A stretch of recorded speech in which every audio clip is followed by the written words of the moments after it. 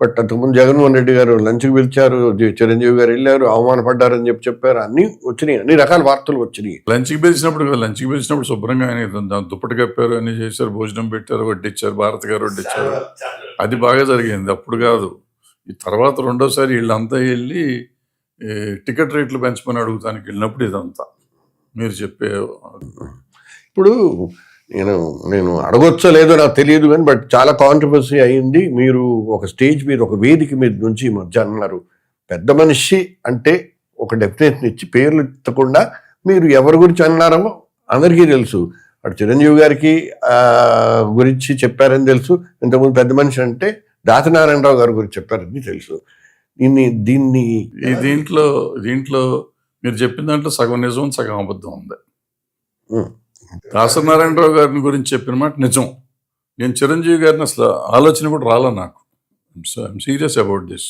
నేను చిరంజీవి గారిని అన్నాను అంటే నాకు పోయేదేం లేదు, ఆయన నేను చంపాడు ఇప్పుడు నేను అది అనలా. బట్ ఇమీడియట్గా మీడియాలో పొద్దున్న నేను అక్కడి నుంచి ప్రెస్ మీట్లోంచి కిందకి దిగే లోపలే టీవీలో పడిపోయింది, చిరంజీవిని అన్న భరద్వాజ్ అని పడిపోయింది. వాళ్ళకి ఫోన్ చేసి కూడా అడిగా, నేను అనలేదు, పేరు కూడా ఎత్తలేదు కదా. ఈవెన్ నారాయణరావు గారి పేరు కూడా ఎత్తలేదు దాంట్లో. నేను అసలు ఎవరి పేరు ఎత్తలా. ఇది ఏంటంటే దాంట్లో నేను చెప్పదలుచుకుంది ఏంటంటే అది పదవి కాదు, అటువంటి పొజిషన్స్ ఎక్కడ లేవు. ఆయన చేసిన కొన్ని పనుల వల్ల తెలియకుండా ఇండస్ట్రీ అంతా అట్రాక్ట్ అయ్యి ఆయన దగ్గరికి వెళ్ళి చేయించుకోవటం మొదలెట్టాం మనం. ఆయన దగ్గరికి ఆయన ఒక అయిపోయి అందరం అక్కడికి వెళ్ళి చేసుకున్నాం. ఉంది, అయిపోయింది. ఇప్పుడు అటువంటి అవకాశం లేదు.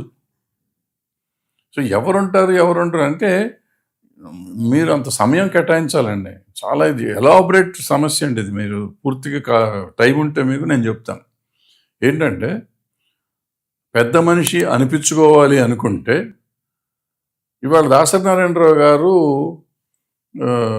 క్లియర్గా చెప్తాను వినండి. దాసనారాయణరావు గారు మరణించిన రోజున ముందు ఆయన మీద ఎన్ని పుకార్లు ఉన్నాయి, ఎన్ని వేల కోట్లు లక్షల కోట్లు గవర్నమెంట్ సొమ్ము కూడా తినేశారని కూడా చెప్పారు. అప్పట్లో అనుకునేవారు చాలా మంది. వచ్చేసింది ఎంత అన్ని వచ్చినాక నాకు తెలిసి ఆయన మంత్రి అయిపోయి దిగిపోయినాకండి దగ్గర 400 కోట్ల రూపాయల ఆస్తులు అమ్మారండి. ఆయన సొంత మెడ్రాస్లో ఉన్న ఆస్తులు కానీ పాలకొల్లో ఉన్న ఆస్తులు కానీ అన్ని అప్పులు తీర్చారండి. ఆయన మరణించే రోజుకి ఆయనకి ఆస్తి అన్ని లెక్కలు వేస్తే పాత, అది కూడా రేట్లు పెరిగిన ఆస్తులే, నాకు తెలిసి 100 కోట్ల లోపే ఉన్నాయండి. 100 కోట్లు, ముగ్గురు పిల్లలకి 30 కోట్లు ఇచ్చామండి, పంచారండి ఈ పెద్ద మనుషులు ఏదో పంచాయతీ. 1 కిలో బంగారం ఉన్నా, నేను విన్నది చెప్తున్నాను. అంటే 300 గ్రాములు వచ్చింది. ఈ పెద్ద మనిషి గారు చేసింది ఏంటంటే, ఈ పెద్ద మనిషిగా చలామణి అవుతానికి ఆయన ఆస్తి అంతా ఇక్కడ పెట్టుకుంటూ వచ్చారు. రోజు అండి మినిమం 100 మంది పైన భోంచేసేవారండి.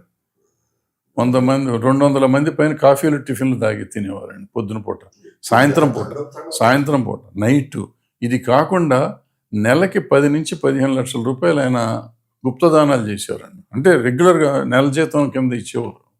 వాళ్ళకి సంబంధం లేదు, ఈయనకి సంబంధం లేని వాళ్ళకి ఇచ్చేవారు.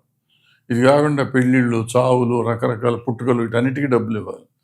న్యూ ఇయర్ వస్తే అందరికి తల ఇప్పుడు మొదట్లో 100 ఇచ్చేవారు, తర్వాత 500 ఇచ్చారు. సో ఇటువంటివన్నీ చేసి ఆయన పెద్ద మనిషిగా వచ్చాడు. పంచాయతీలు చేయటమే కాకుండా ఇదొక వేరే ఇష్యూ. అంటే ఫినాన్షియల్గా ఎంత లాస్ చూడండి.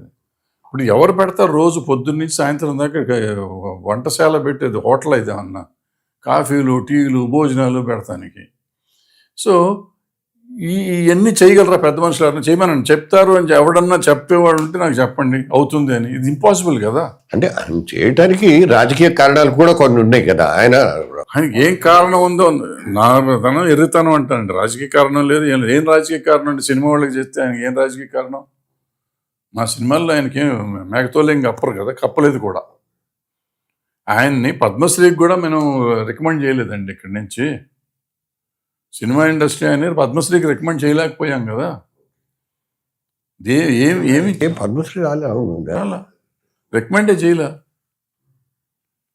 అది ఇప్పుడు చెప్పుకుంటా పోతే 100 ఉన్నాయి కారణాలు. సో థ్యాంక్లెస్ జాబ్ ఆయన చేసింది. ఆ థ్యాంక్లెస్ జాబ్ తెలిసి ఎవరన్నా ఇంకో పెద్ద మనిషి వచ్చి పెద్ద మనిషి అవుతానికి ప్రయత్నం చేస్తాడా? నాకు తెలిసి రారు. ఏమాత్రం ఉన్నా వాళ్ళు ఎవరు రారు. సో రాకూడదని నేను కోరుకుంటున్నాను. ఎందుకంటే అందరూ బాగున్నారు. అండ్ ఇంకొకటి అండి, ఇప్పుడు ఉన్నవాళ్ళు కూడా వాళ్ళ పరిధిలో వాళ్ళు చేస్తున్నారు.